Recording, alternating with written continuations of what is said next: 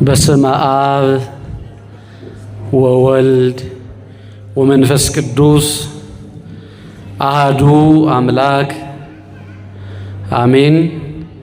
እግዚአብሔርን የምትወዱት ከእናንተ መውደድ በላይ አብልጦና ልቆ እግዚአብሔር የሚወዳችሁ ክቡራን አባቶቼ ካህናት፣ መምህራን፣ ሰባክያን፣ ዘማሪያን፣ ምእመናንና ምእመናት እዚህ ያላችሁ ከርቀትም ሆናችሁ ይህን ድምፅ የምትሰሙ ሁላችሁንም በአባታችንና በአምላካችን በመድኃኒታችን በኢየሱስ ክርስቶስ ፍጹም ሰላም እላችኋለሁ። እንደምን አላችሁ? እንደምን ዋላችሁ? እንደምን አመሻችሁ? እግዚአብሔር ይመስገን ብለን ስሙን ጠርተን እንድናመሰግነው የፈቀደልን የቅዱሳን የአባቶቻችን አምላክ የእኛም አባትና አምላክ እግዚአብሔር ተነግሮ ስለማያልቅ ድንቅ ስጦታ ሁሉ ክብርና ምስጋና ለእርሱ ይሁን። እናታችን እመቤታችን ቅድስት ድንግል ማርያም ስለ እናትነቷ፣ ስለ ክብሯ፣ ስለ ድንግልናዋ ሁሉ የተመሰገነች ትሁን። ቅዱሳን መላእክት፣ ቅዱሳን አባቶቻችን ሁሉም እንደየክብራቸውና እንደየጸጋቸው መጠን የከበሩና የተመሰገኑ ይሁኑ። ኩሎ አሐዲጎሙ ተለውዎ፣ ኩሎ አሐዲጎሙ ተለውዎ። የማቴዎስ ወንጌል ምዕራፍ 4 ከቁጥር 18፣ የሉቃስ ወንጌል ምዕራፍ 5 ከቁጥር 11። እንደ አምላካችን መልካም ፈቃድ ለጥቂት ደቂቃ በዚህ ኃይለ ቃል መነሻነት እግዚአብሔር የሚያቀብለንን የሚገልጽልንን እንመለከታለን። እግዚአብሔር አምላካችን ለሁላችንም ምስጢሩን ይግለጽልን። እንደ ሊዲያና እንደ ማርያም እህተ ማርታ የተከፈተ ልቦናን ያድለን። የራቀውን አቅርቦ የረቀቀውን ለልባችን ለሕሊናችን አጉልቶ የእያንዳንዳችንን የመረዳት አቅም የሚያቀርሱ ነውና በአቅማችንና በመጠናችን አምላካችን እግዚአብሔር ሁላችንንም ያስተምረን። እግዚአብሔር እንዲያስተምራችሁ እግዚአብሔርን ብላችሁ የመጣችሁ እናንተ ታተርፋላችሁ። የእግዚአብሔር ጉባኤ ብላችሁ ለጊዜ ማሳለፊያ ሳይሆን ለነፍሴም ለስጋዬም የሚጠቅመኝን ለማግኘት ብላችሁ ካላችሁ ጊዜ ላይ ቅድሚያ ሰጣችሁ የመጣችሁ በትክክልም እናንተ እግዚአብሔር ያስተምራችኋል። አስተማሪ እግዚአብሔር ነው ስንል በተለምዶ ሳይሆን በትክክልም የሚያስተምር እግዚአብሔር ነው። እግዚአብሔር ደግሞ ሲያስተምር ልብን ስለሚነካ የሚያስፈልገንንም ስለሚያውቅ በሕይወታችን ውስጥ አትራፊዎች እንሆናለን። ብዙ ጊዜ ሰዎችን እና ምክንያቶችን ተከትለን ስለምንሄድ በነፍሳችንም በስጋችንም ማደግ አልቻልንም። እንድናድግ የእግዚአብሔርን ሐሳብ ብቻ መከተል ይገባናል። ሐሳቡ ንጹሕ ልብ እንዲኖረን ነው። እንደ ዳዊት እሱ እንዲኖረንም መጸለይም ይገባል። አቤቱ ንጹሕ ልብን ፍጠርልኝ ብሎ ቅዱስ ዳዊት ለምኖታል። እግዚአብሔርም ንጹሕ መሆኑን መስክሮለታል። እንደ ልቤ ብሎ ንጹሕ ለንጽህናውም የሚተካከለው የሌለ እግዚአብሔር ነው። ለዳዊት ንጽህናውን መስክሮለታል። ሰዎች ቢመሰክሩ ያዩትን ያክል የተረዱትን ያክል ነው። በእግዚአብሔር ዘንድ ግን ምስክርነትን ማግኘት መታደል ነው። በቤቱ በአደባባዩ በመቅደሱ ውስጥ ጽድቃችን እንዲበዛ የእግዚአብሔር ልጆች እንድንሆን መጨረሻችንም እንዲያምር ለዘላለም ለጊዜው በገነት በኋላም በመንግሥተ ሰማያት እንድንኖር አምላካችን እግዚአብሔር ለዚያ የሚያዘጋጅ ቃሉን ለሁላችንም ያስተምረን። አሜን በሉ እስቲ። ለሁላችንም ያስተምረን። ቅድም በነገርኳችሁ የመጽሐፍ ቅዱስ ሐሳብ መነሻነት ነው የምንነጋገረው። በነገርኳችሁ የመጽሐፍ ቅዱስ ክፍል ውስጥ እናገኘዋለን። ሁለት ቦታ ላይ ነው የነገርኳችሁ። አንደኛው የማቴዎስ ወንጌል ምዕራፍ 4 ቁጥር 18 ላይ፣ ሁለተኛው የሉቃስ ወንጌል ምዕራፍ 5 ቁጥር 11 ላይ እናገኘዋለን። የሉቃስ ወንጌል ምዕራፍ 5ን እና የማቴዎስ ወንጌል ምዕራፍ 4ን ቤታችሁ ስትሄዱ ሙሉውን ምዕራፍ አንቡት። እንደ አምላካችን መልካም ፈቃድ ሐሳቡን ግን በዚህ ትምህርት ውስጥ እናነሳለን። በግዕዝ ቋንቋ የነገርኳችሁ ኩሎ ሀዲጎሙ ተለውጎ ብዬ የጠቀስኩላችሁ በአማርኛ ወይም በነጠላ ትርጉም ሁሉን ጥለው ተከተሉት ማለት ነው። ሁሉን በሉ እስቲ ጥለው ተከተሉት። ይህ ዓለም ብዙ ነገሮችን እንድንጨብጥ የሚያደርገን ዓለም ነው። ያኛውም ይሄኛውም ብዙም ትልቁም ትንሹም ያምረናል። የተሻለ ብናገኝም ያለውና የያዝነውን መልቀቅ ያሳሳናል። የተሻለ እንዳለ ቢነገረንም ልባችን አያምንም። በዚህ ዓለም ስንኖር እኛ በተለይ ኦርቶዶክሳውያን ሀገራችን በሰማይ እንደሆነ ይሰበከናል፣ እንነገራለን። እውነትም ደግሞ ዘላለማዊ መኖሪያ ሀገር አለን፣ በሰማይ ቤት አለን፣ መኖሪያ ያውም ሰው ሳይሆን እግዚአብሔር ያዘጋጀልን። አባቶቻችን እንዳስተማሩን መጽሐፍ እንደነገረን ራሱ ባለቤቱ ክርስቶስ በሥጋ በተገለጸ ጊዜ ሲያስተምር ቆይቶ ሲያርግ ለሐዋርያት በሐዋርያት በኩል ለሁላችንም ለምናምነው ለኛ እንደነገረን እሄዳለሁ፣ በዚያ ስፍራ አዘጋጅላችኋለሁ፣ ደግሞ እመጣለሁ፣ እወስዳችኋለሁ፣ ከኔ ጋራ ትሆናላችሁ ብሎ ነግሮናል። እስከዚያ ግን እኛ ባስተማረን ትምህርት ባመንበት እውነት በተነገረን ሕይወት እንድንኖር ግን ነግሮን አስተምሮን መንገዱን አሳይቶን እንዲህ ኑሩ፣ እንዲህ ጸልዩ፣ እንዲህ ተናገሩ፣ በዚህ ቦታ ተቀመጡ፣ በዚህ አምሹ፣ እንዲህና እንደዚህ ብሎ አምላካችን እግዚአብሔር ሰዎች ሥጋ የለበሱ እንዴት ሊኖሩ እንደሚገባቸው አስተምሮን ሂዷል። ይህን ትምህርት የሱን ቃል የሱን ሕይወት የሱን ትእዛዝ የሱን ፈቃድ እየፈጸመ ለሚኖር ስፍራ ስለተዘጋጀለት በዚያ ይኖራል። በዚያ እስክንኖር በዚያ መኖር እንደምንችል ሲገባን ድረስ በዚህ ዓለም በምንኖርበት የሚያስፈልገን የምንሰበስበው የምንጨብጠው ነገር አለን። ምክንያቱም አሁን እንዳልኩት እኛ ነፍስ ብቻ ያለን ሳይሆን ሥጋም ያለን፣ የነፍስ ፍላጎት ብቻ ሳይሆን የሥጋም ፍላጎት ያለን ሰዎች ስለሆኑ በዚህ ዓለም ክርስቲያኖች የክርስትና ሕይወታቸውን በአግባቡ የሚኖሩት የሁለቱንም የሥጋንና የነፍስን ስሜት አጣጥመውና አዋሂደው መኖር ሲችሉ ነው። የሥጋን ስሜት ወይም ፍላጎት አታስፈልግም ብሎ መጣል አይቻልም። የሥጋን ፍላጎትም የሰጠ የፈጠረ እግዚአብሔር ስለሆነ ግን በአቅምና በልክ እንዲሆን ግን ተምረናል። ሥጋ ፍላጎቱ ብዙ ነው። አቅምና መጠን ልክ ልጓም ግን ያስፈልገዋል። እሱም ተነግሮናል። የነፍስ ፍላጎት አለ፣ እሱ መሳካት አለበት። ለአንዱ ብቻ ፍላጎት የምንሰራ ከሆነ የምንደክም ከሆነ የሌላኛው ፍላጎት ይጓደላል። በዚህ ጉድለት ውስጥ ደግሞ እኛ ተጠያቂዎች እንሆናለን።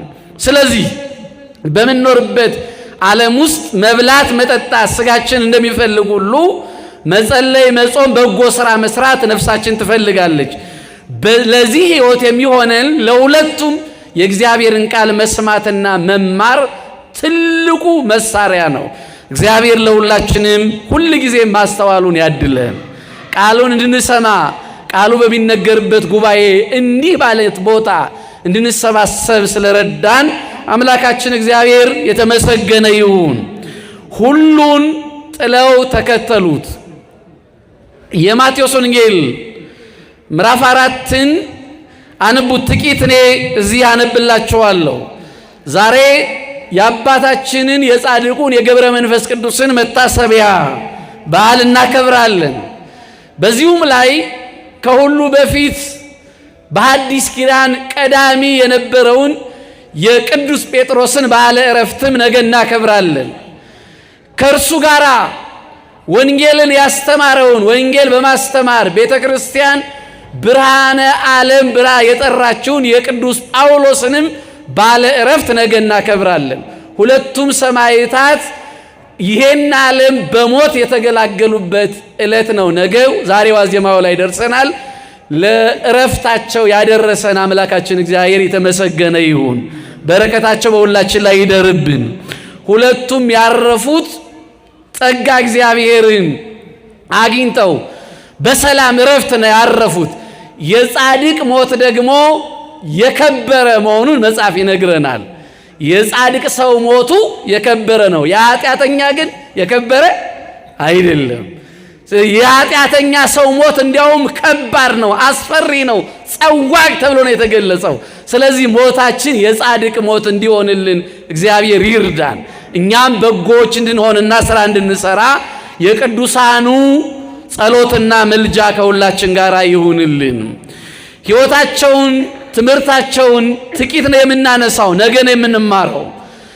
በዚህ በማቴዎስ ወንጌል ቅድም በነገርኳችሁ ምዕራፍ 4ና የሉቃስ ወንጌል ምዕራፍ 5 ላይ የነ ቅዱስ ጴጥሮስን ወደ ወንጌልና ወደ እውነት መጠራት ታሪክ መነሻ የምናገኝበት የመጽሐፍ ቅዱስ ክፍል ነው። ቅዱስ ጴጥሮስ በዚህ ክፍል ውስጥ ታሪኩ እንዴት ወደ ወንጌል ወደ ክርስቶስ እንደመጣ ተጽፏል። ከሐዋርያት ትልቁ በዕድሜ ቅዱስ ጴጥሮስ ነው ሲጠራ። በዕድሜ ከገፋ በኋላ አምላኩን ያገኘ ነው ሲጠራ። ወንድሙ እንድርያስ ክርስቶስን እንዳስተዋወቀው በመጽሐፍ ቅዱስ ውስጥ ተዘግቧል። እንድርያስ ቀድሞ የዮሐንስ መጥምቅ ደቀ መዝሙር ነበረ። ስለ ኢየሱስ ክርስቶስ ሰምተው ሂደው እንዲማሩ በእስር ቤት ሆኖ ቅዱስ ዮሐንስ እነ እንድርያስን ልኳቸው ነበረ። ክርስቶስም ይጠይቁት ለነበሩት ጥያቄ በአግባቡ መልሶላቸው እውነተኛ መሆኑን ከእርሱ የሚበልጥ ከእሱ የሚልቅ ከእርሱ የሚሻል እንዲያውም የጫማውን ጠፍር መሸከም የማይችለው እንደሆነ ስለ እሱ ክብር እየገለጸ የሰበከላቸው እሱ መሆኑን አሳይቷቸዋል። ቅዱስ ዮሐንስ ደቀ መዛሙርቱን ይወዱትና ይከተሉት የነበሩትን ወደ ኢየሱስ ክርስቶስ ላካቸውና እነሱ ከዮሐንስ ተለይተው የኢየሱስ ክርስቶስ ደቀ መዛሙርቱ ነው ቀሩ። የሐዋርያት ዋናው ዓላማ የቤተ ክርስቲያን መምህራን፣ የቤተ ክርስቲያን አገልጋዮች፣ የክርስቶስ የሆኑት ሁሉ አገልጋዮች ዓላማቸው ሌሎችን ከክርስቶስ ጋር ማገናኘት ነው። የካህኑም የሰባኪውም የአገልጋዩ በሙሉ የክርስቲያኖች ስራችን ምንድነው? ክርስቶስን ያላገኙትን እንዲያገኙ ማድረግ፣ ማገናኘት፣ ማቅረብ፣ እውነቱን መግለጽ፣ ክብርን፣ ጸጋን፣ ፍርድን መስጠት የማን ነው? የክርስቶስ ነው። እኛን እንዲከተሉ፣ እኛን እንዲያከብሩ፣ እኛን ስማችንን ዘላለም እየጠሩ እንዲያው ከኛ ጋር እንዲኖሩ አንዳንዴም አነስ ያለ አምላክ እንዲያደርጉን አይደለም የኛ ፍላጎት። የእውነተኞቹ መምህራን ፍላጎት እንደዚህ አይደለም። ክርስቶስን እንዲያከብሩ፣ ክርስቶስን እንዲከተሉ፣ ክርስቶስ አባታቸው አምላካቸው እንደሆነ ከነሱ በላይ እሱ መሆኑን እንዲያውቁ ነው። ዮሐንስ ያደረገው ያንን ነው። እርሱ ከጠራው በኋላ ከመጣ በኋላ ወንድሙ ጴጥሮስንም ጠራውና ክርስቶስን አገናኘው። እንዲያውም በመጽሐፍ ቅዱስ ውስጥ የተሻለውን መጥቶ እንዲመሰክርና እንዲያይ እርሱ ከእርሱ በላይ ሊነግረው እንደማይችል እሱ በኋላ አውቆ የተለየ ምስክርነት ሊሰጥ የሚችል መሆኑን አጥብቆ ነግሮት ወደ ክርስቶስ መጥቷል። ወደ ክርስቶስ እንዴት እንደመጣ በመጽሐፍ ቅዱስ ክፍል ውስጥ ቅድም በነገርኳችሁ ኢየሱስ ክርስቶስ ከተጠመቀ እና ወደ ገዳመ ቆሮንቶስ ሂዶ 40 ቀን 40 ሌሊት ከጸለየ ሰይጣንን እንዲህ ድል አድርጉት ብሎ ምሳሌውን በተግባር ካሳየን የጾምን የጸሎትን ጥቅም በተግባር ካሳየ በኋላ የመጀመሪያ ስራው ኢየሱስ ክርስቶስ ያደረገው ሐዋርያትን መሰብሰብ ነበረ። የተበተኑትን መሰብሰብ፣ ጠባቂ እረኛ ለሌለው መንጋ ሕዝብ ምዕመን እረኛ እንዲሆኑ ቀድመው እነሱ ወደ ክርስቶስ መምጣት፣ መሰልጠን፣ ማወቅ፣ መረዳት ነበረባቸው። 3 ዓመት ከእርሱ ጋር እንዲኖሩ ሐዋርያትን ከያሉበት መሰብሰብ ጀመረ። ጴጥሮስን፣ እንድርያስን፣ ያዕቆብን፣ ዮሐንስን እነዚህም በተለይ አሳ አጥማጆች እንደነበሩ በዚህ የመጽሐፍ ቅዱስ ክፍል ውስጥ ስታነቡ ታገኙታላችሁ። ጥብርያዶስ ባህር ላይ እስራኤል የሚገኝ ትልቅ ባህር አሳ ያለበት ሕይወታቸውን አሳ በማጥመድ የሚኖሩ ወደዚያ ሄደና አገኛቸው። አሳ አጥማጆች ሳይሆን ካሁን በኋላ በወንጌል መረብነት ምዕመናንን ለመንግሥተ ሰማያት የምትሰበስቡ ትሆናላችሁ ብሎ ጠራቸው። እነሱም ተከተሉ። ሲከተሉት ያለውን ሕይወት በዚህ በነገርኳቸው የመጽሐፍ ቅዱስ ክፍል ውስጥ ባጭሩ ተዘግቧል። ያላቸውን፣ ጎረቤታቸውን፣ ሰፈራቸውን፣ ቤታቸውን፣ ንብረታቸውን ትንሽም ቢሆን የሰበሰቡትን የደከሙበትን ሁሉ ጥለው ተከተሉት። መጽሐፍ ቅዱሱ ምን ይላል? ሁሉን ጥለው ምን አሉት? ያላቸውን በሙሉ ጥለው ምን አሉት? ካለን በላይ የምትሻለን አንተ ነህ ብለው ክርስቶስን ተከተሉት። የሚበልጠው አንተን መከተል ነው ብለው ተከተሉት።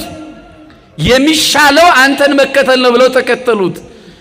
ከዘመድም በላይ ከወገንም በላይ እግዚአብሔር ይበልጣል። ያ ማለት ዘመድ፣ እናት፣ አባት፣ ወንድም፣ እህት፣ ጎረቤት፣ ወዳጅ አያስፈልግም ማለት አይደለም።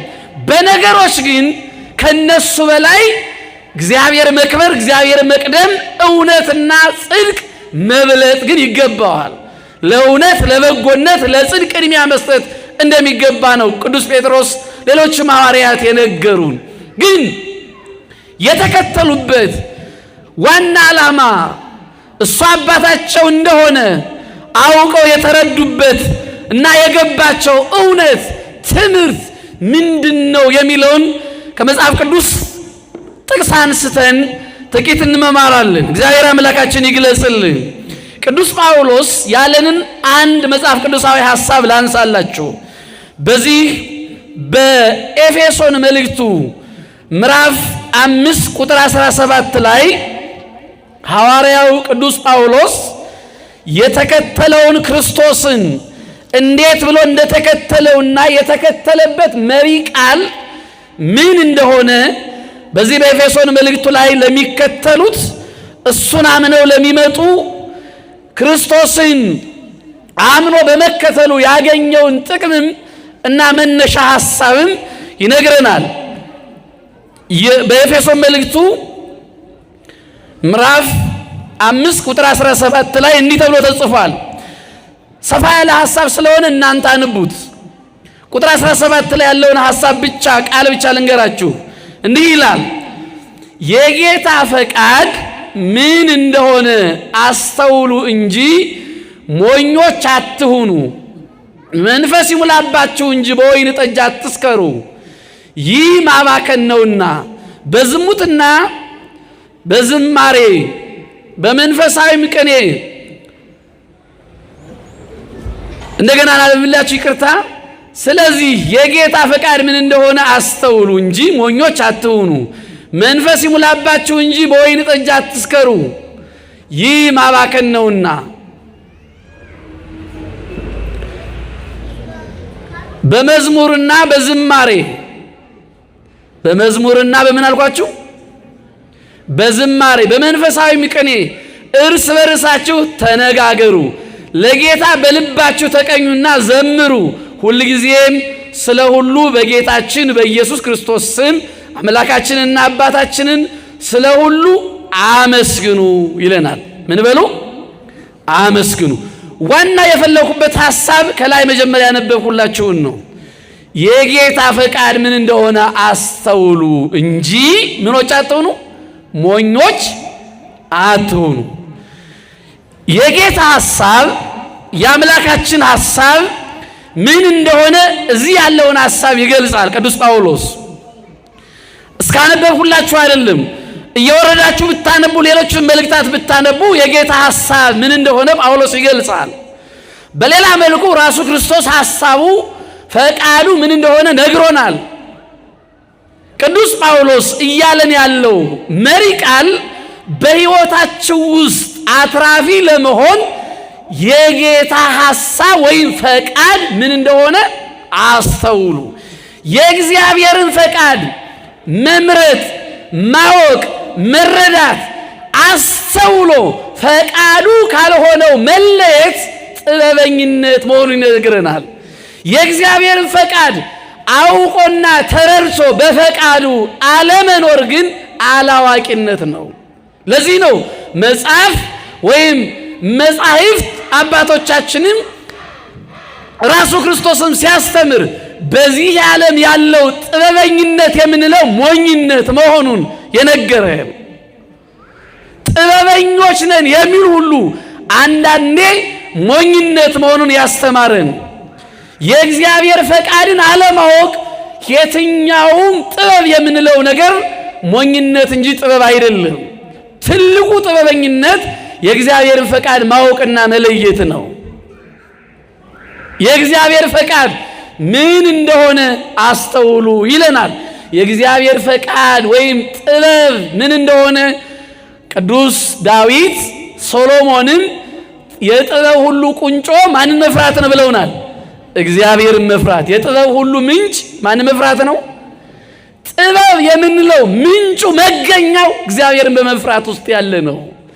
እግዚአብሔርን መፍራት፣ እግዚአብሔርን ማክበር፣ እግዚአብሔርን ማወቅ፣ እንደ ሕጉ መኖር የሌለበት ጥበብ ድንቁርና እንጂ ጥበብ አይደለም።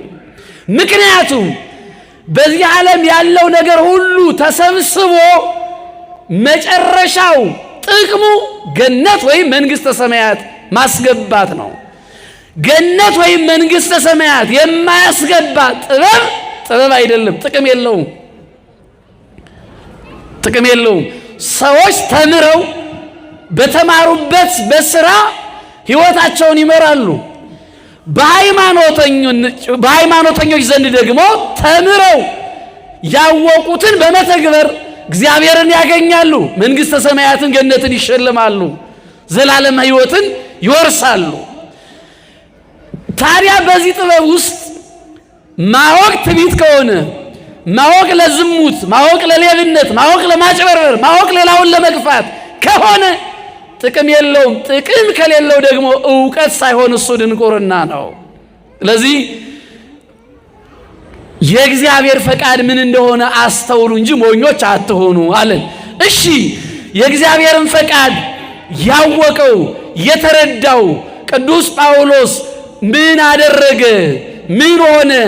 ምንድነው የእግዚአብሔር ፈቃድ ካላችሁኝ፣ እግዚአብሔር ራሱ በዮሐንስ ወንጌል ምዕራፍ 15 ቁጥር 5 ላይ ያለኔ ምንም ልታደርጉ አትችሉም ማለት። ያለኔ ምንም ልታደርጉ አትችሉም። ስለዚህ እግዚአብሔር እንዲኖርበት እንደ እግዚአብሔር ፈቃድ መኖር አለብን። ስንሰራ እንዲሳካልን እንደማን ፈቃድ መስራት አለብን። ንግግራችን ተቀባይነት እንዲያገኝ እንደማን ሐሳብ መናገር አለብን። ሂደን ተቀባይነት እንዲኖረን ውጤታማ እንድንሆን ስንወጣም እንደ ፈቃድ አውለን ስንገባም እንደ ፈቃድህ አሳድረ ስንተኛም በሰላም አስተኛኝ በሰላም ደግሞ እንድነሳ አድርገኝ ማለት ይገባል። ያለ እግዚአብሔር ፈቃድ ተኝቶ መነሳት የለም። በልቶ ማጠጣምም አይቻልም። ሶሎሞን በመጽሐፈ መክብብ ላይ ምዕራፍ 2 ላይ የነገረን ይሄን ነው። ያለ እግዚአብሔር ፈቃድ የሚበላ ወይም የሚጠጣ እርሱ ማን ነው ይላል። በልተውት የበሉት ሆዳቸው ገብቶ ጤና ከመሆን ይልቅ ጉሮሯቸው ላይ ቁሞ ትን ብሏቸው የሞቱ ብዙ ናቸው።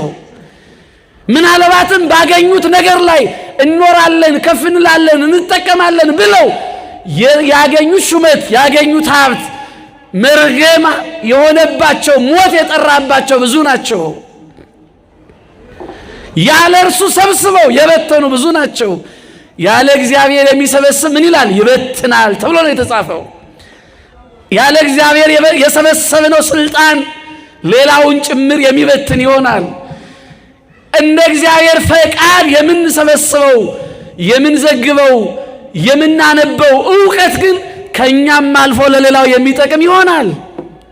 ስለዚህ ያለ እግዚአብሔር ፈቃድ ምንም ልናደርግ አንችልም። ያለ እግዚአብሔር ፈቃድ ምንም ልንሆን አንችልም።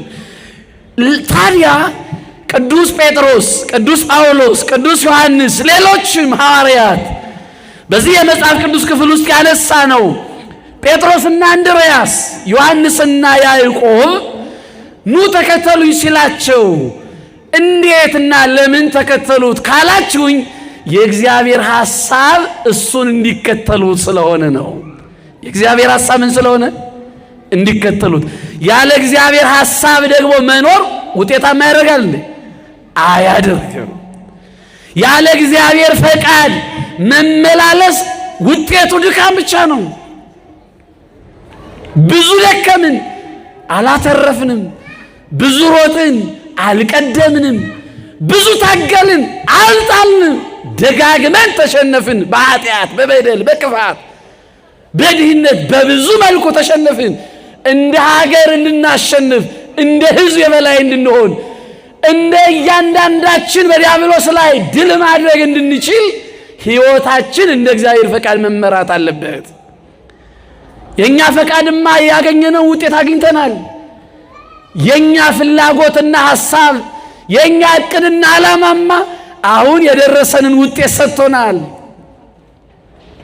ልንወጣ፣ ልንገባ፣ ልንሰራ፣ ልንቆፍር፣ ልናርስ ይገባናል። እርሱ ሁሉ ግን ማን ቢፈቅድ ማለት ይገባል? እግዚአብሔር ቢፈቅድ። ያዕቆብ እንደነገረን እግዚአብሔር ቢፈቅድ አለ ነገ፣ የዛሬ ዓመት፣ የዛሬ 2 ዓመት ይሄንን ወይም ያንን እናደርጋለን በሉ። ምን በሉ? እግዚአብሔር ቢፈቅድ። እስቲ በሉ እግዚአብሔር ቢፈቅድ እንከርማለን፣ ክረምቱን እናልፋለን። ማን ቢፈቅድ? እግዚአብሔር ቢፈቅድ ኢትዮጵያ ከዚህ መዓት ታመልጣለች። እግዚአብሔር ቢፈቅድ የምንሰማ ሁሉ ሞት ይከስምና ይቆምና ሰላም ይሰፍናል። ማን ቢፈቅድ? እግዚአብሔር እንዲፈቅድ ግን ለኛ እንዲፈቅድልን እኛ ያ ሰላም፣ ያ እረፍት፣ ያ ሞገስ፣ ያ ጽድቅ የሚገባን ሕይወት ይኑረን። ያልፈቀደልን ስለማይገባን ይሆናል። ያልተሰጠን ስለማይገባን ይሆናል።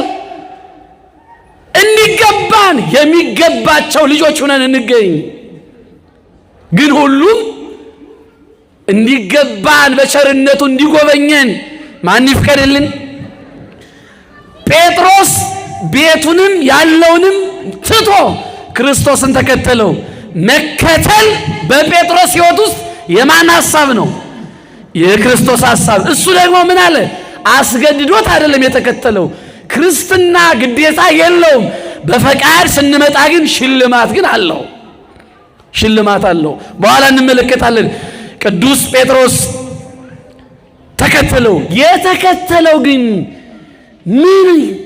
ምን ይዞ ነው ካላችሁኝ፣ በውስጡ በልቡ እምነትን ይዞ ነው። ምን ብሎ ነው የተከተለው? አምኖ ነው የተከተለው። አምኖ ነው የተከተለው። በሉ እስቲ አምኖ በሉ እስቲ። ምን ይዞ ተከተለው? አምኖ ነው የተከተለው። አሁን ወንጌል እየተማራችሁ ያላችሁት በትክክል ለሕይወቴ፣ ለሥጋዬም፣ ለነፍሴም፣ ለኑሮዬ ይጠቅመኛል ብላችሁ አምናችሁ ነው የመጣችሁት? ወይስ አንዳንዶቻችን ጃምቦ ቤት ጓደኞቻችን ብር ሲያወጡ እኔ የለኝም እንዲህ ብሎ እኮ የሚመጣ ይኖራል። አይ ቆይ መሄድበት ስለሌለኝ ከሚደብረኝ ብሎ የሚመጣ ይኖራል። ጥሩ ነው፣ ከሌላ ቦታ ይሻላል። ግን የበለጠ የምትጠቀሙት እዚህ ስትመጡ በትክክልም ለሕይወቴ የሚጠቅመኝ ቤተ ክርስቲያን ትሰጠኛለች፣ እግዚአብሔር ይሰጠኛል። ሰባኪው ደካማ ቢሆን፣ ዘማሪ ምንም ቢሆን፣ ቄሱ ምናልባትም ከኛ ሕይወት ያልተሻለ ሕይወት ብናይበትም ግን እግዚአብሔር ለኔ የሚጠቅመኝን በሆነ ሰው አማካኝነት ምን ይለኛል? ይሰጠኛል። ይሄን አምናችሁ ከመጣችሁ እመኑኝ፣ ያመናችሁትን እግዚአብሔርን ስጦታውን አታጡም፣ ይሰጣቸዋል እግዚአብሔር። ጴጥሮስ ክርስቶስን ተከተለው። መከተል በሕይወት ውስጥ ትርፋማ ለመሆን ግዴታ መሆኑ ገባው። አመነውና ተከተለው። ምን ብሎ ተከተለው? አምኖ ተከተለው። ያለ እምነት ሳያምኑ መከተል እንዲሁ ኪሳራ ነው ወገኖቼ። ቅዱስ ጳውሎስ ሐዋርያው ቅዱስ ጳውሎስ በዕብራውያን መልእክቱ ምዕራፍ 11 ላይ ቁጥር 6 ጀምራችሁ አንብቡት። ቁጥር 1 ጀምራችሁ አንብቡት። ቁጥር 6 ላይ እንዲህ ይላል። በዕብራውያን መልእክቱ ምዕራፍ 11 ቁጥር 6 ላይ ላንብላችሁ። ያለ እምነት ይላል ቅዱስ ጳውሎስ፣ ያለ እምነት እግዚአብሔርን ማስደሰት አይቻልም። ማንን ማስደሰት?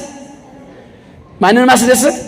ልጅ እናቱን ማስደሰት ይፈልጋል። እናት ልጇን ማስደሰት፣ አባት ልጁን ማስደሰት፣ ሲቦርቅ ማየት፣ ጫማ ገዝቶለት ደስታውን ልጁ ላይ ማየት ይፈልጋል። በልዩ ልዩ መልኩ መልካም አባቶች፣ መልካም እናቶች፣ መልካም ልጅ አንዱ አንዱን ማስደሰት ይፈልጋል። የሚደሰትበትን ማድረግ ይገባል። ምክንያቱም ከዚያ በኋላ መወደድ አለ። እናት ልጇን ስትወደው ልጅ መልሶ ምን ይላል? እናቱን ይወዳል። አባት ልጁን ሲያስደስተው ልጅ አባት ምን ያደርጋል? ይወዳል። በቤተሰብ ውስጥ ትልቁ የምንፈልገው ነገር ምን ነው? ስንወዳቸው መልሰው ምን እንዲሉን? እንዲወዱን፣ ክብር እንዲኖራቸው። እኛ በሕይወታችን ውስጥ በሃይማኖት ስንኖር ውጤታማ መሆን ከፈለጋቸው እግዚአብሔርን አስደስቱት። ማንን? እግዚአብሔርን ካላስደሰታችሁት የሚመጣ ውጤት የለም፣ የምታገኙት ነገር የለም። ትልቁ ደግሞ እግዚአብሔርን የምናስደስትበት እምነታችን ነው። ምናችን ነው? እምነታችን። ቅዱስ ጳውሎስ ያለ እምነት እግዚአብሔርን ማስደሰት አይቻልም። ስትዘምር ብታድር፣ ስትጮህ ብታድር፣ እንቁና ልማዝህን አምጥተህ ዕጣንና ጧፍን ቤተ መቅደስ ቢሞላው በውስጥ በእግዚአብሔር ላይ መታመን እምነት ከሌለ የምትሰራው በእምነት ካልሆነ እግዚአብሔር አይደሰትበትም። ካልተደሰተበት ኃጢአተኛና የኃጢአተኛ ሰው ስጦታ ደግሞ በእግዚአብሔር ዘንድ የከበረ አይደለም። ስጦታው የከበረ የሚሆንለት በእግዚአብሔር ዘንድ መወደድ ያለበት ሰው ነው።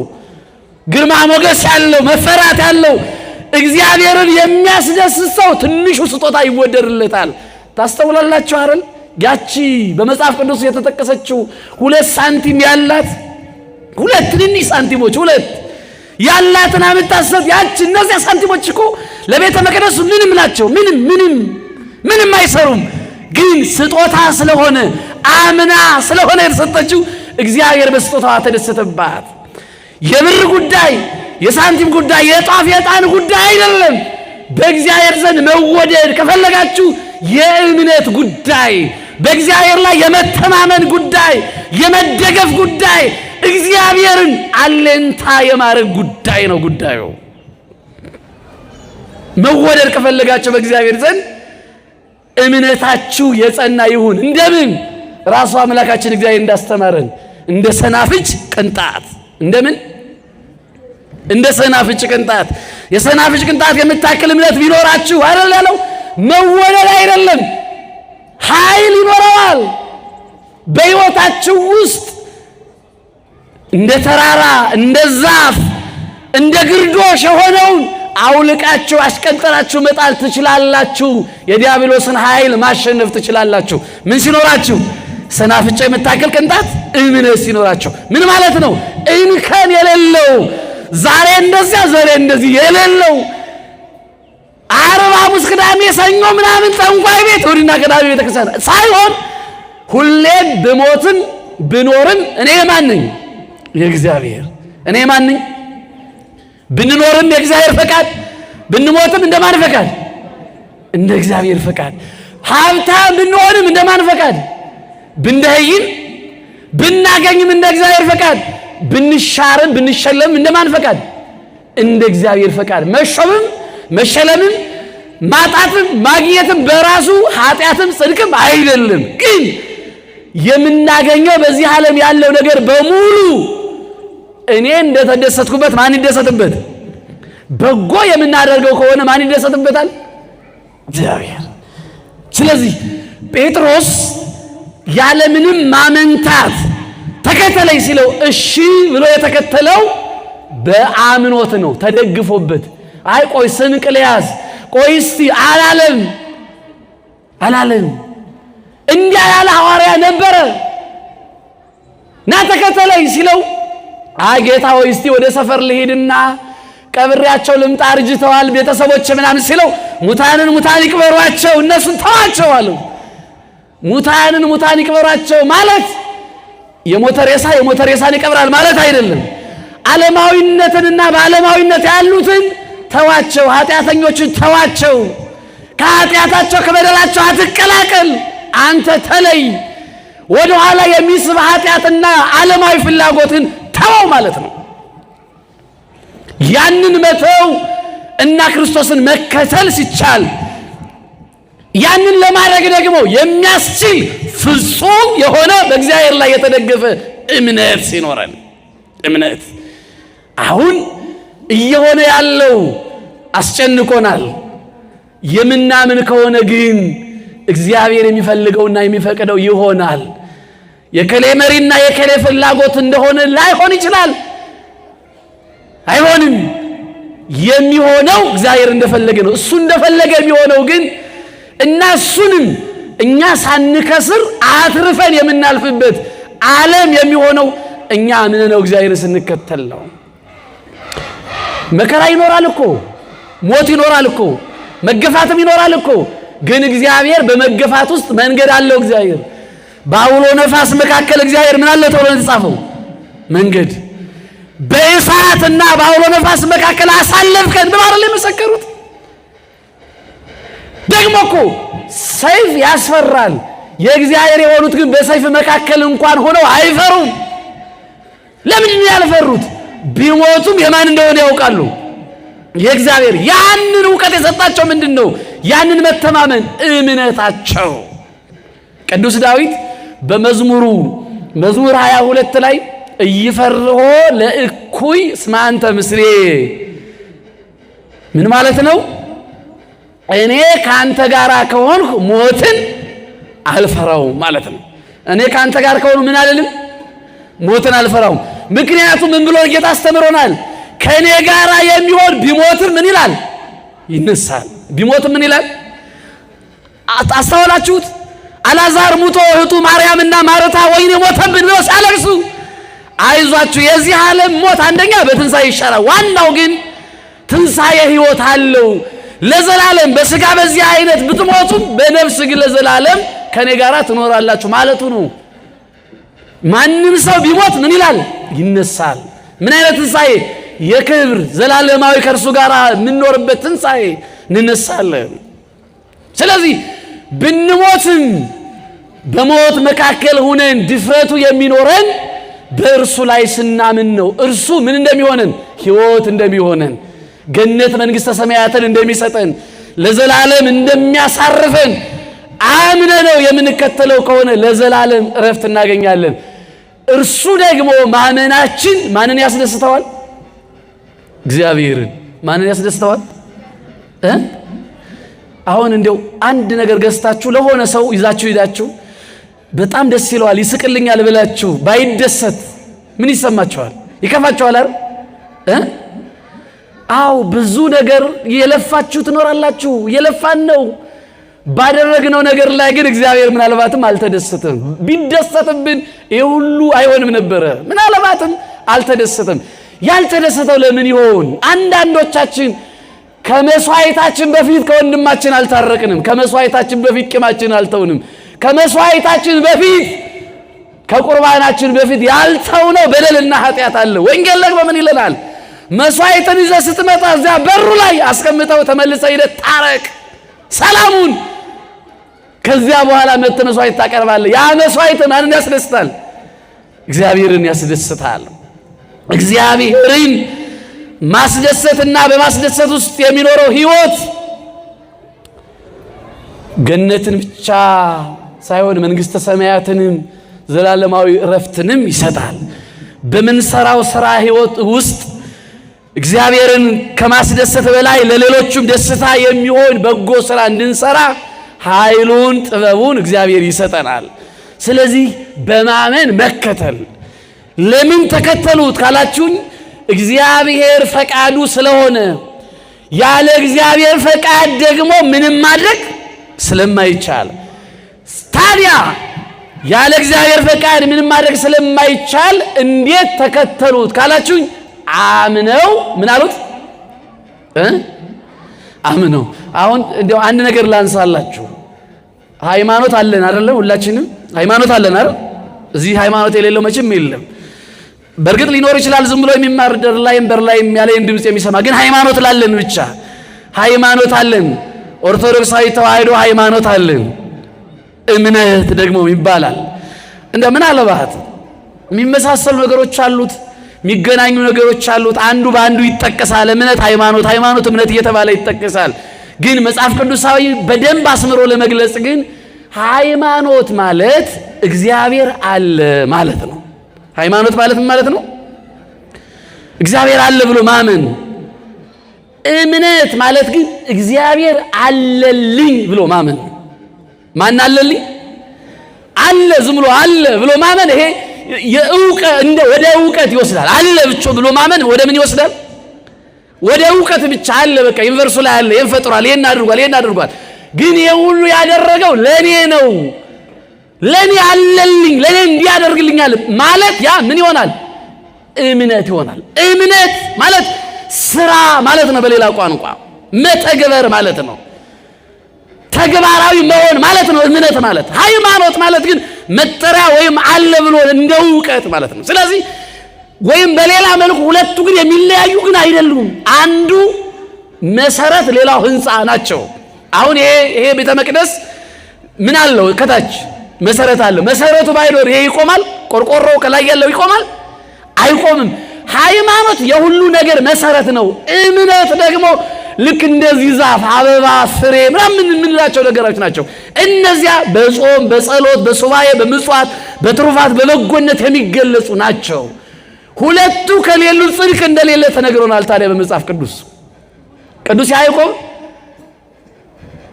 ያለ እምነት እግዚአብሔርን ማስደሰት አይቻልም ብሎ እንደነገረን ቅዱስ ጳውሎስ ሰው ምግባር ከሌለው ሃይማኖቱ በራሱ የሞተ ነው ብሎናል። ሃይማኖት እንተ አልባቲ ምግባረ ሰናይ ምውት ይእቲ ማለት ነው። ሃይማኖት ምግባር ከሌለው የሞተ ነው ማለት አሁን የምትጠሩት ሃይማኖት የምትሉት እንደ ሬሳ ሆኖ እዚህ ጋር ይሞታል ማለት አይደለም። የምናስበውን ወይም የምንጠብቀውን ውጤት አያሰጥም ማለት ነው። ታዲያ ውጤቱን ለማግኘት በሃይማኖት ላይ ምግባርን መጨመር፣ እምነትን መጨመር ያስፈልጋል። እግዚአብሔር አለ፣ ሥላሴ አንድ ሶስትም ናቸው ብሎ ከመተንተን ቀጥሎ ሥላሴን ማመን፣ አንድነታቸው ሶስትነታቸው፣ መወለዱ ሰው መሆኑ በተለየ አካላ ከድንግል ማርያም ስጋን መንሳቱ ያ ሁሉ ለማን ነው? ለኔ ክብር፣ ለኔ መወደድ፣ ለኔ ወደ ገነት ወደ መንግስተ ሰማያት እንዲገባ ያ ሁሉ የተከፈለ ዋጋ ለማን ነው? ለኔ። ያ ምግባር ይሆናል። ያ ምግባር። ስለዚህ በእምነት የምንኖር ምግባራችን ሁል ጊዜም ሃይማኖታችን የሚገልጽ፣ ሃይማኖታችን ደግሞ ለምግባራችን በጎነት መሆን፣ ጽድቅ መስራት፣ በእግዚአብሔር ዘንድ መቆምና መታመንን የሚሰጥ መሆን አለበት። በጎነት የሚያሰጥ መሆን አለበት። እምነት የሚጨመር የሚሰጥ ነው። ምግባር ያድጋል። ሐዋርያት በማርቆስ ወንጌል ምዕራፍ 9 ቁጥር 18 ላይ ስታነቡ በሉቃስ ወንጌል ምዕራፍ 19 17 የማርቆስ ወንጌል ምዕራፍ 9 የዮሐንስ መልእክትን አንደኛ ዮሐንስ ምዕራፍ 5ን እነዚህ በደንብ አንብቡልኝ። አንድ ሁለቱን ብቻ ልንገራቸው።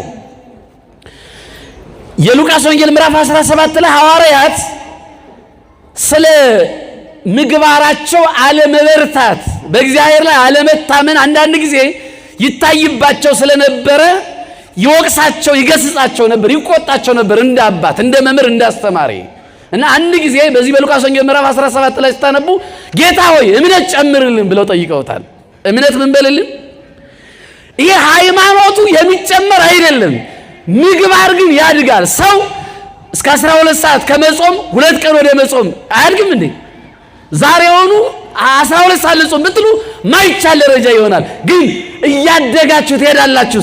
ሙት ወደ ማስነሳት፣ ለምጽ ወደ ማንጻት፣ ድውይ ወደ መፈወስ ያ ምግባር እያደገ የሚሄደው በምትሰሩት በጎነትና ቅንነት ታማኝነት ነው። ያ ህይወት እንዲኖረን እግዚአብሔርን መለመን ይገባል። ምን ብሎ? እምነት ጨምርልን፣ ባንተ ላይ እንድተማመን፣ ባንተ ላይ የሚጠራጠረው ልቤን እባክህ ፈውሰው ማለት ይገባል።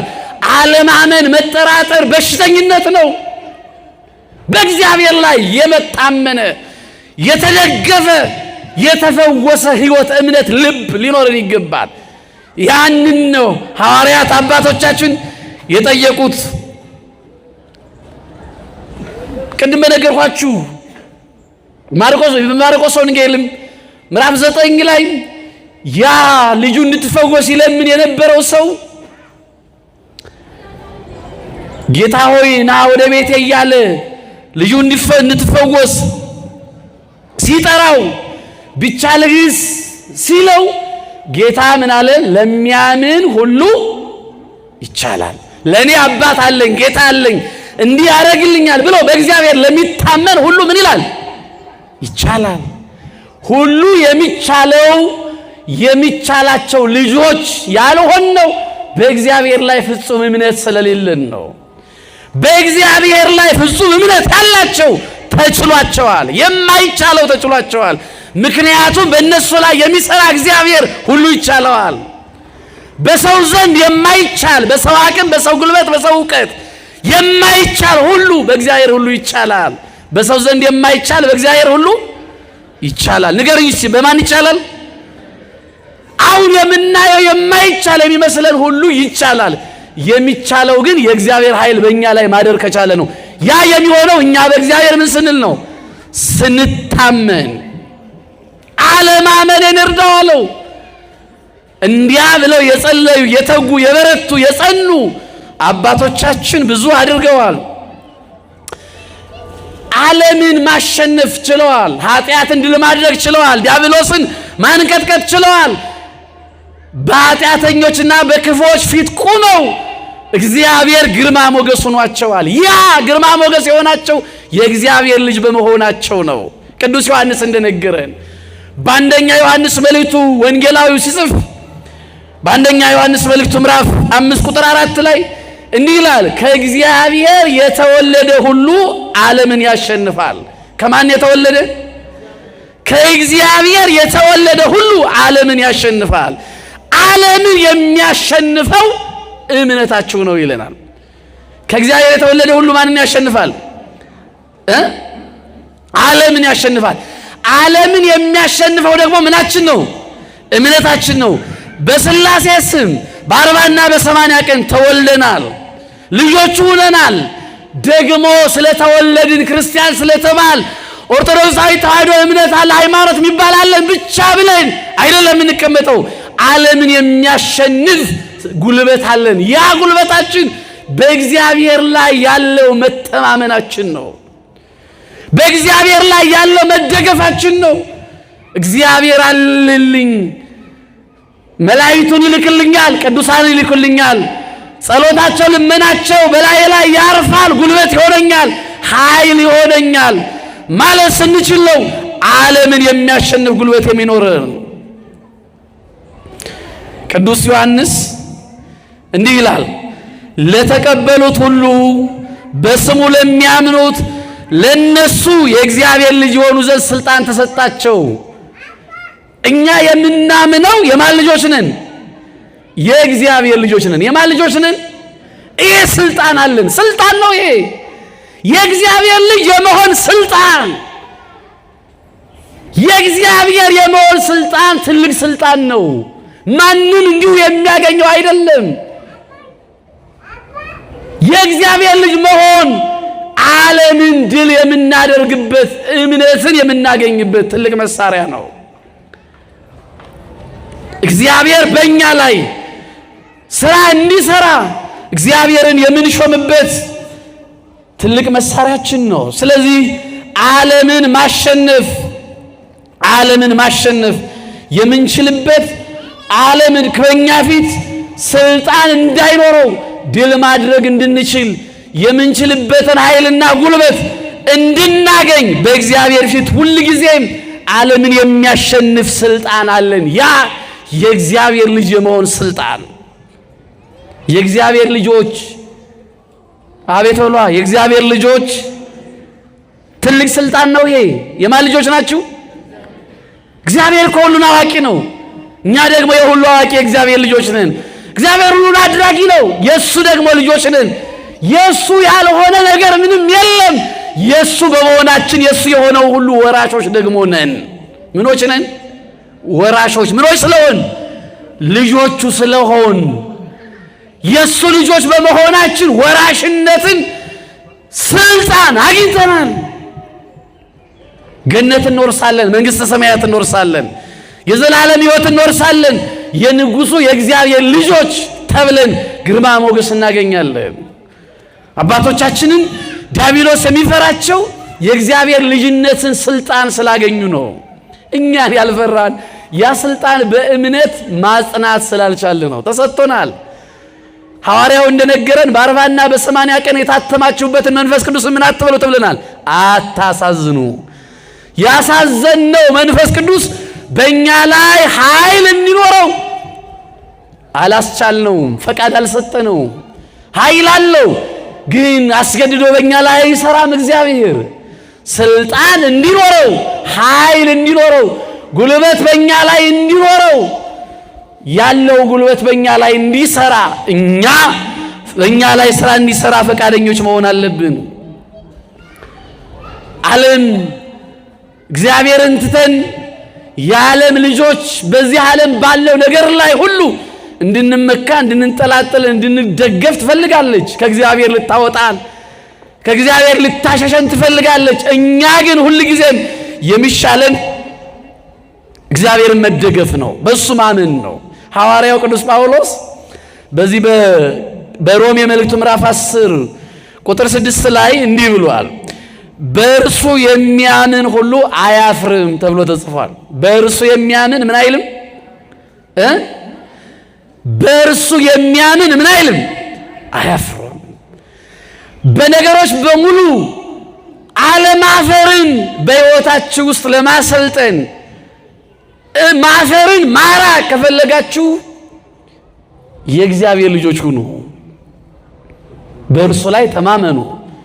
በእርሱ የሚያምን እርሱን አባት፣ እሱን አምላክ፣ እሱን ጌታ፣ እሱን ንጉሥ፣ እሱን ከሁሉ በላይ ለሁሉ ነገር ቅድሚያ ሰጥቶ በእርሱ ላይ የተደገፈ ሰው ያፈረ ማንም የለም። ዓለምን ማሸነፍ የቻሉት አባቶቻችን በእሱ ታምነው ነው። ስለዚህ መጽሐፍ ቅዱስ ምን ይለናል?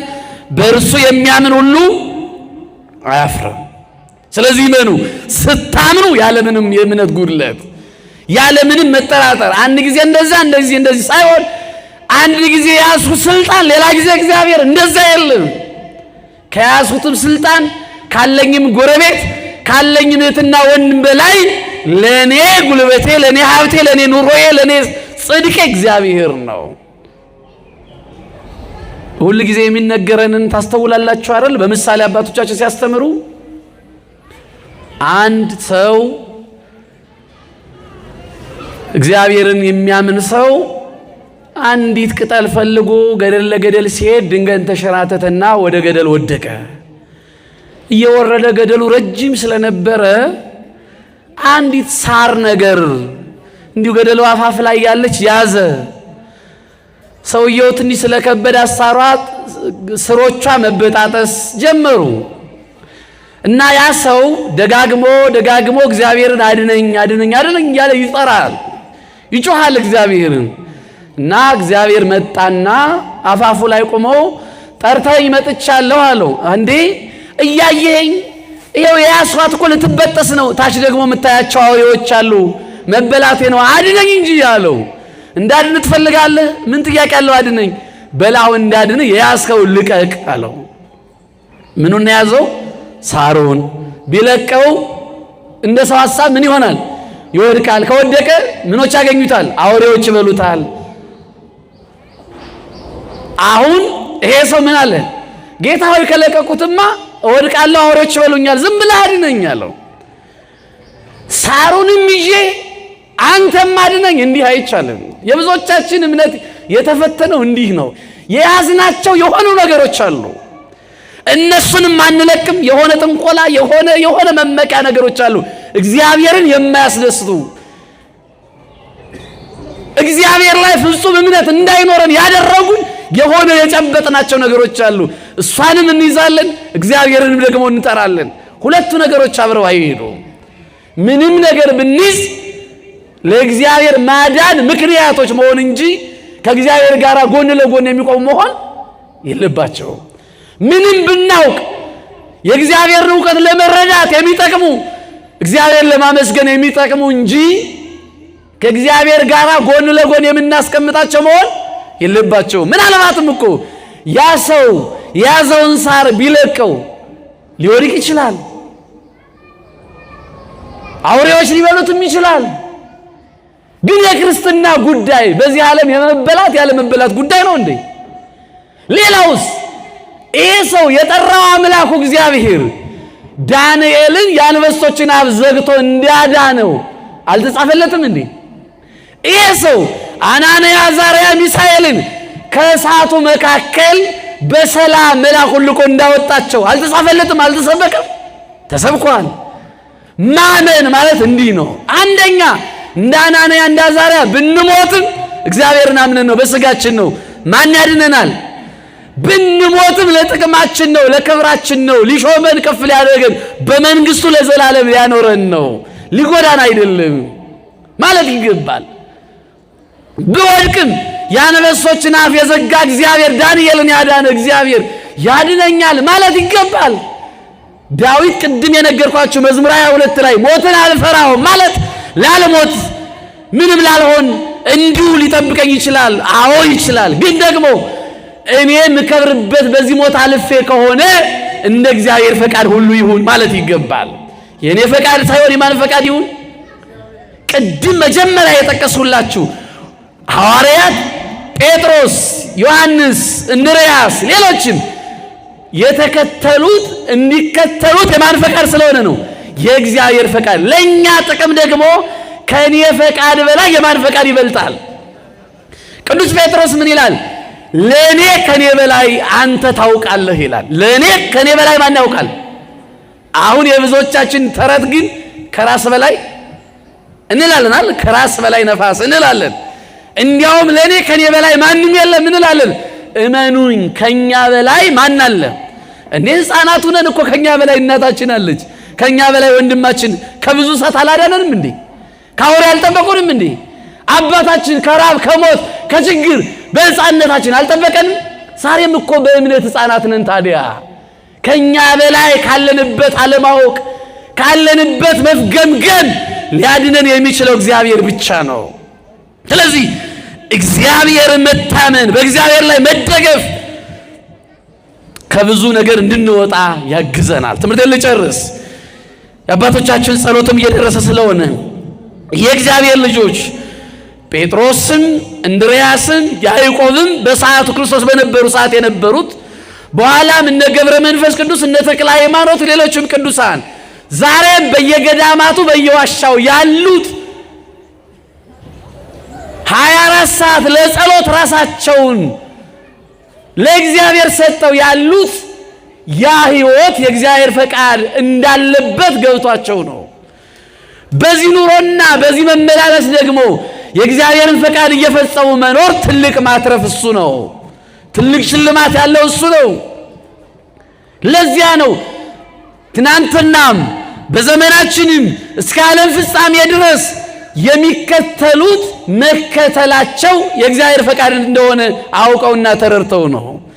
መከተል በእግረ ስጋም በእግረ ልቦናም ነው። እነ ጴጥሮስ በሁለቱም ነው የተከተሉት። እኛ ቢያንስ በዓለም እየኖርን በእምነት ግን በእውነት ግን በጽድቅ ግን ልንከተለው ይገባል። እውነትን ማድረግ ማንን መከተል ነው? እግዚአብሔርን መከተል። ስለ እውነት መኖር ማንን መከተል ነው?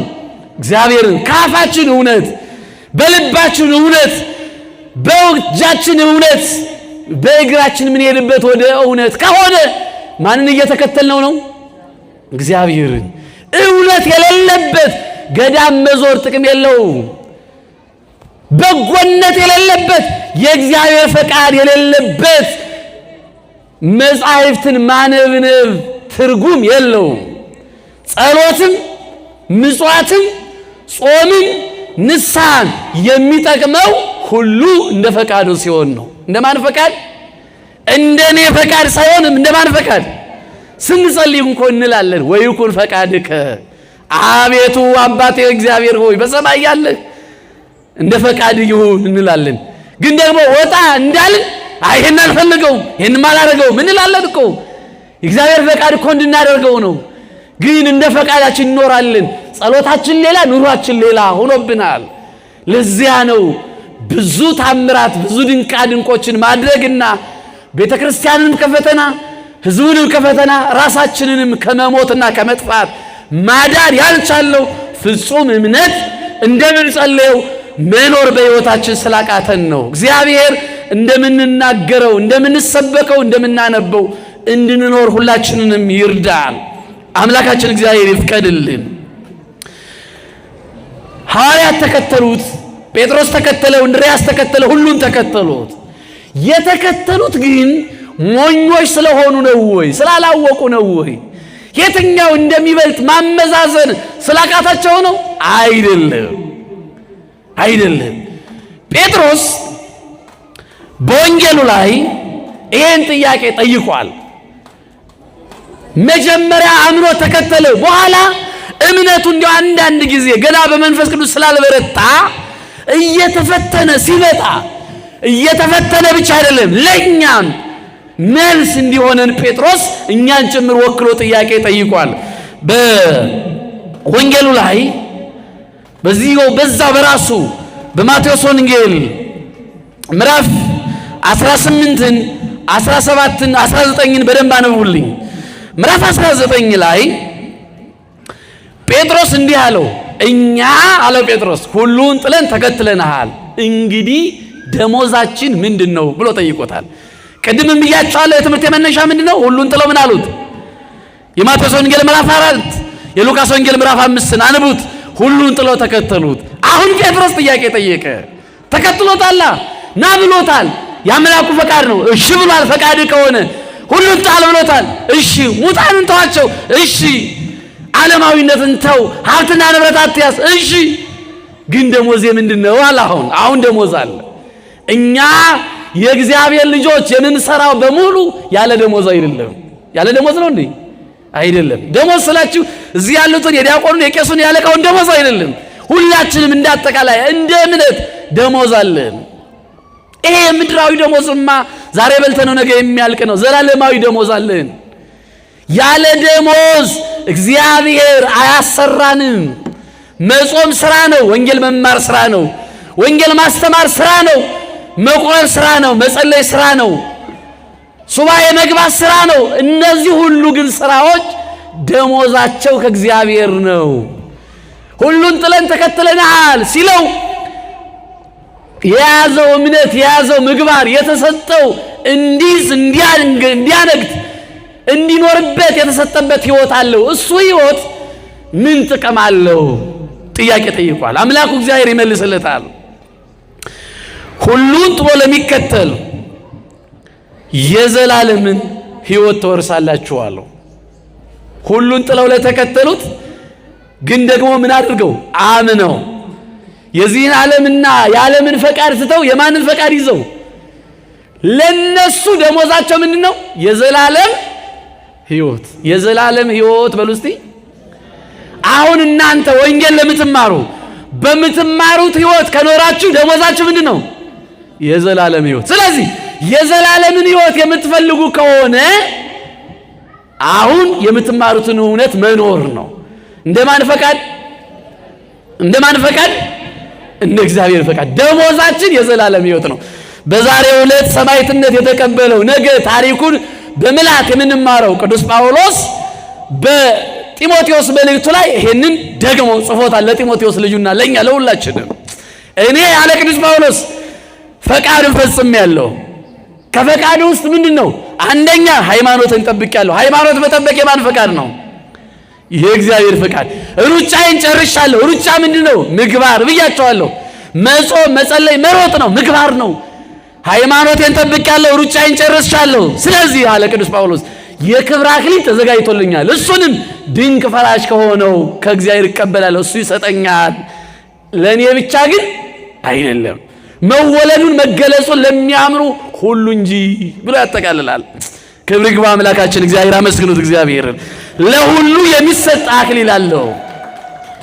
ቅዱስ ጳውሎስ ለማን ብቻ አይደለም አለ? ለእኔ ብቻ አይደለም፣ እንደኔ ሃይማኖታቸውን ለጠበቁ፣ እንደኔ በምግባር ለኖሩ፣ ሩጫቸውን ለፈጸሙ፣ እንደኔ እንደ እግዚአብሔር ፈቃድ ለተመላለሱ። ያኔ ያሳድድ ነበረ፣ ያኔ ይገል ነበረ፣ ያኔ ቤተ ክርስቲያን ያፈርስ ነበረ። ያ ፈቃድ የእሱና ያላዋቂዎች ፈቃድ ነበረ። አሁን የእግዚአብሔር ፈቃድ ያመኑትን እንዲያሳምን፣ የፈረሰውን ቤተ ክርስቲያን እንዲሰራ፣ በእውነት እንዲኖር። ይሄ ማን ፈቃድ ነው? የእግዚአብሔር ፈቃድ። እንደ እግዚአብሔር ፈቃድ ከኖር የክብር አክሊል አለኝ አለ። ይሄንን ያለው ትምክህት አይደለም፣ እንዲሁ ከንቱ ትዕቢት አይደለም። ይሄንን እንደሚሰጠው የነገረው አባቱ የማይዋሸው እግዚአብሔር ነው። ምን ብሎ? ሁሉን ጥለው ለተከተሉት በእኔ ፈቃድ ለኖሩት ደሞዛቸው ምንድነው አለ? የዘላለም ሕይወት። ይሄ ዓለም ብዙ ጭንቀት፣ ብዙ ፍዳ፣ ብዙ መከራ፣ ብዙ መገፋት፣ ብዙ መጠላላት ያለበት ዓለም ነው። 30 ምኖርና 40 ብንቆጥረው ወደ ኋላ ዘመናችንን የሳቅንበት እድሜ በጣም በጣም ትንሽ ነው። ያው እውነተኛ ሳቅ ምንም የለንም፣ ምንም የለንም። ብዙ ህይወታችን ያለፈው በሐዘን፣ በለቅሶ፣ በንዴት፣ በጭንቀት ነው ያለፈው ብዙ ህይወታችን። እድሜያችን ውስጥ ወደ ኋላ ተመልከቱት። ፍጹም ደስታ፣ ፍጹም ህይወት፣ ረፍት የሚገኝበት እግዚአብሔር በሚሰጠው ዓለም ውስጥ የምንኖረው ነው። የዓለም ከዚህ ሞት በኋላ የሚመጣ በሞት ድልድይነት ተሻጋግረን የምንኖር ሰው ዓለም ለጊዜው ገነት፣ በኋላ መንግስተ ሰማያት ነው። እሱ ማን ይሰጠናል? አይ ፊት ጠቆረ፣ መልክ አጠረ ምናምን ብሎ የሚገፋን ማንም የለም። ሰጪው የለጋሱ እግዚአብሔር ስለሆነ መልክን፣ ቁመትን፣ ዘርን፣ ወገንን፣ አካባቢን፣ ሁኔታን የማያየው እግዚአብሔር ለሁላችንም ይሰጠናል። እርሱን ተስፋ እናደርጋለን። በዚህ ጽኑ። እንደማን? ሁሉን ጥሎ እንደተከተለው እንደ ጴጥሮስ፣ ሁሉን ጥሎ ተከትሎት አምላኩን እንዳከበረው በሰማዕትነት እንደ ቅዱስ ጳውሎስ። እስከ መቼ ነው ግን የምንከተለው? ሁል ጊዜ እስከ ፍጻሜ ድረስ። እስከ ፍጻሜ የሚጸኑ እነሱ ምን ይላሉ ነው የተባለው? የዘላለምን ሕይወት ያገኛሉ። እስከ መቼ የሚጸኑ? እስከ ፍጻሜው። ፍጻሜያችን መቼ ነው? ነፍሳችን ከስጋችን የምትለይበት ጊዜ ገደብ የለውም። ሁሌ እንጹም፣ ሁሌ እንጸልይ፣ ሁሌ እንደ ቤተ ክርስቲያን ፈቃድ ወይም እንደ እግዚአብሔር ፈቃድ እንኑር። መጨረሻ ላይ እግዚአብሔር የክብር አክሊልን ሊሰጠን የታመነ ነው። ለጴጥሮስ፣ ለጳውሎስም፣ ለገብረ መንፈስ ቅዱስም፣ ለተክለ ሃይማኖትም፣ ለዜና ማርቆስም፣ ለቅድስት አርሴማ፣ ለቅዱስ ክርስቶስ ሰምራም የሰጣቸውን ክብር ለሁላችንም ያድለን። እስከ መጨረሻው እንድንጸና እግዚአብሔር ይፍቀድልን። ይቆየ